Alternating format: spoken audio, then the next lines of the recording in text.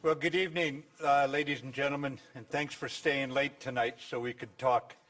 As you know, we've just completed the NATO Defense Ministerial here in Brussels, and we discussed threats to the security situation, and by threats I mean from the east and from the south. The threats manifested from Russia and the threats from terrorism.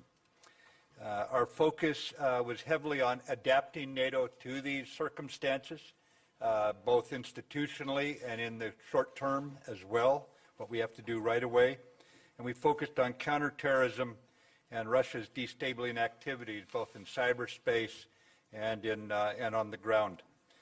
We spent a fair amount of time on NATO's enhanced forward presence operations, and those, as most of you know, are in Estonia, Latvia, Lithuania, and Poland. Those are the 4 host nations.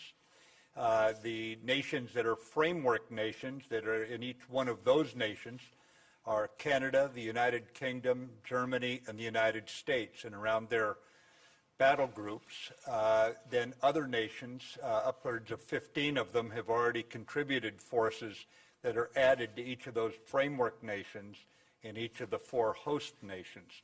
And I've observed some of these troops in the field. It is really quite energizing to see young soldiers from across the NATO alliance working together in the forests of Lithuania and elsewhere in the Baltic region, as they make very clear in a wholly defensive orientation that we stand united and together. And I bring this up because this wholly defensive deployment shows a truly united NATO. United in its estimate, or what we would call appreciation, assessment of the security situation, but more than united in understanding it, they're also united in how they react to it. When you put your troops on the ground under other nations' command, there in the forest, you're making a statement of unity at that point. I would also just note that NATO's defense budgets increased again this year, just like they did last year, enabling the alliance to further enhance its deterrent posture, both in terms of here at home and certainly in terms of how it deals with the threats that they were looking at elsewhere outside the region, in northern Africa, for example, and across over into Afghanistan. An example of America's commitment to NATO, to Article 5, beyond what the President said with Romanian President Iohannis during his visit to Washington a little over a week ago, was certainly the Senate voting 100-0, a unanimous reaffirmation of America reaffirming Article 5 of the NATO Treaty. I would add to it that in terms of European security, what we have is a budget request by President Trump that raises our budget for the European Reassurance Initiative by $1.4 billion this year over last year. That's a statement of where the American government is putting its money. And I say that at a time when many of our government agencies are being reduced in their budgets. We are increasing our budget in support of NATO and specifically in support of the European Reassurance Initiative. So that's a pretty big statement right there of where we place our priorities. On Afghanistan, we discussed the situation in the meetings today. I also had a number of bilateral meetings with various NATO nations and partner nations, not just NATO alliance members, about what it is they're doing on the ground, what gaps we still have in terms of our approved, what we call statement of requirements. In other words, we've all agreed this is a requirement, and then we have to fill those requirements. We still have a few gaps, and nations are stepping up. We've filled 70% of those gaps right now, and I'm very, very optimistic that based on what I heard here, we'll be filling the rest. I needed to talk to the allies here and partners here, and then our chairman of the Joint Chiefs earlier this week was in Afghanistan. Based on what I picked up here, and when I returned to Washington and talked to the chairman, I'll finalize my recommendations on the strategy going forward to take to President Trump as we determine what our government strategy will be. That decision will be made obviously by our president. It'll be informed by what I picked up here from our allies, from our military commanders in the field, and then at that point, once the strategy is decided upon, then it'll be up to all of us to execute it to the best of our ability, and we will refine the U.S. troop numbers at that time within that framework accordingly. So thank you, and I will take your questions. Thank you, Mr. Secretary. Lita Baldor, Associated Press. Thank you, Mr. Secretary.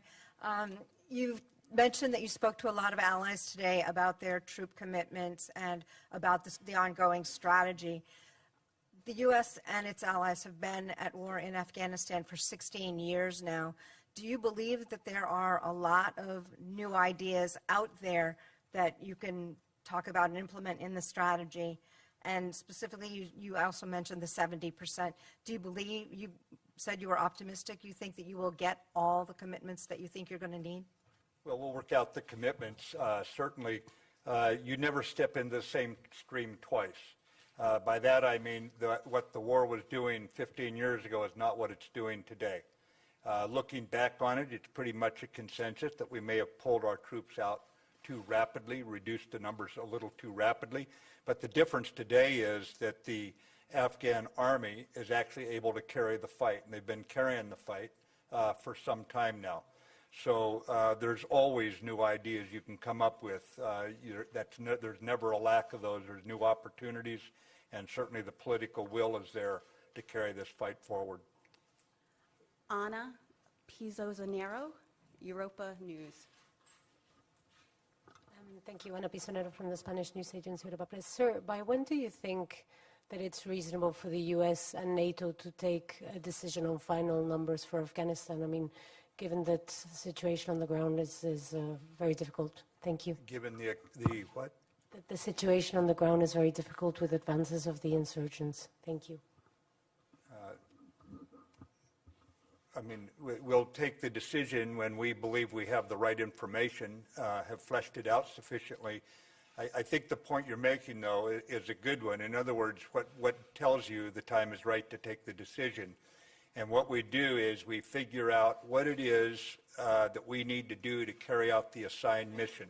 The mission has been confirmed, and now we have to lay out diplomatic, economic, military, education. There's all sorts of lines of effort. So as we look at each of those, we make certain, number one, they are aligned, so they're all going for the same objective, and number two, they're mutually reinforcing. And at that point, you can parse out what it is that's not being done, and you simply fill in the gaps at that point.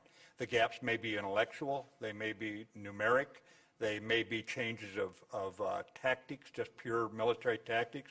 There may have to be something completely non-military done in order to make this go forward. But you basically look at aligning each one of your major efforts there. You heard the Secretary General earlier talking about the counter-corruption effort, for example. That would be a prime example of what you would have to change along the lines of his assessment. Given Neff, Washington Post. Evening, sir. Last month, or in May, the DNI testified that the situation on the ground in Afghanistan will likely deteriorate through 2018, despite a modest increase in U.S. and NATO forces. And I wonder if you agree with that assessment, and if so, how do you justify NATO commitments that were made to you by today? And I guess lastly, I mean, we've been doing this for a while, and I just wonder, when do you see it ending? I mean, how long is this fight going to be? Yeah, Tim, I don't put timelines on wars. It's that simple. War is a fundamentally unpredictable phenomenon, and every effort to try to create a pat answer to something like that is probably going to fail.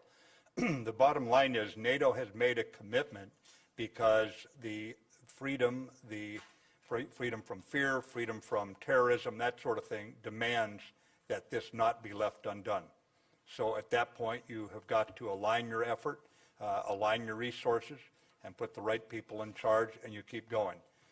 You can't say, well, I got tired of it, so I'm going to come home, and then wonder why you get hit again. We've all seen the results of leaving ungoverned areas. You see it coming out of Syria, where ISIS has attacked this very town from Syria. It's not like you can declare a war over or want it over or say I'm going to quit and you're not going to pay a price for it. So the most important answer to that is, what is the price of not fighting this war? And in that case, we're not willing to pay that price. On the DNI assessment, sir? Pardon? The DNI assessment? They're entitled to their assessment. Last question, Julian Barnes, The Wall Street Journal. Mr. Secretary, are you satisfied the new capabilities that NATO approved today for its forces going forward will be enough to deter Russia? And do you think NATO allies will put their new money that is being spent on defense toward developing new capabilities that can match the Russian investment in their military? Forces going forward where? Yeah, I'm talking about the NATO policy planning and the long-term plan for building up allied forces in Europe. Absolutely. I believe strongly that they've identified the correct places that we have got to improve, create capabilities, maybe just expand them, but everything from cyber to addressing the nuclear deterrent. I'm very comfortable that we had the right discussions today and we're focused in the right area. I have no doubt, because of the clarity that you see in today's assessment of the situation, and more importantly, the response where people have actually put their troops up into that area, I don't think you would see that absent a pretty strong conviction that the gaps have been identified and there's a sense of urgency to start addressing them. And when you look at now we're into several years of increased budgets by NATO, you see nations having to come to grips with the fact that Russia's not going to be the partner that perhaps we wished it would be back in the 1990s, at least not in the near future. So they are reacting specifically to that assessment. So yes, I'm absolutely convinced we're on the right track. Thank you, Mr. Thank you Secretary. very much. Thank you.